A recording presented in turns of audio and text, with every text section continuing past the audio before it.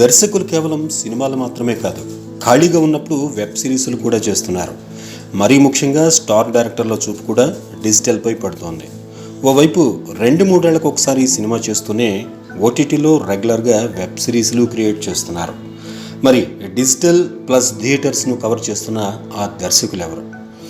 తెలుగులో కూడా ఇప్పుడిప్పుడే వెబ్ సిరీస్ల ట్రెండ్ బాగా పెరుగుతోంది. వాటికి వస్తున్న రెస్పాన్స్ చూసిన తర్వాత స్టార్ డైరెక్టర్ల చూపులు కూడా వాటిపై పడుతున్నాయి.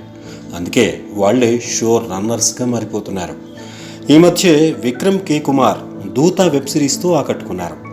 ఈ సిరీస్తోనే నాగ చైతన్య ఓటీటీ ఎంట్రీ ఇచ్చాడు. త్వరలోనే పార్ట్ 2 కూడా ప్లాన్ చేస్తున్నారు.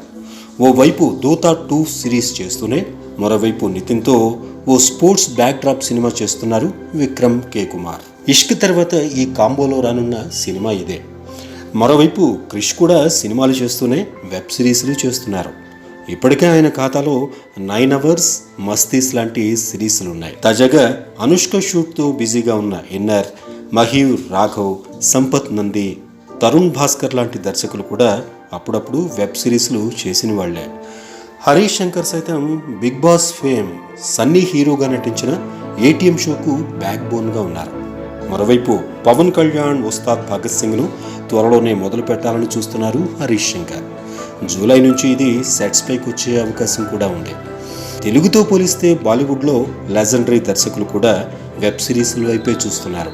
ఇప్పటికే రాజాజీకి, ఫ్యామిలీ మ్యాన్, ఫర్జీ లాంటి సిరీస్లతో ఇండియన్ ఓటీటీ స్వరూపాన్ని అయితే మార్చేశారు. సంజయ్ లీలా భన్సాలి సైతం ఈ మధ్య హిరామండి అనే సిరీస్ను చేశారు. 2 ఏళ్ల క్రితం ఇండియన్ పోలీస్ ఫోర్స్తో రోహిత్ శెట్టి డిజిటల్లోకి ఎంట్రీ ఇచ్చారు. దానికి దర్శకులకు డిజిటల్ మార్కెట్ ఇప్పుడు బంగారు బాతులా మారుతోంది.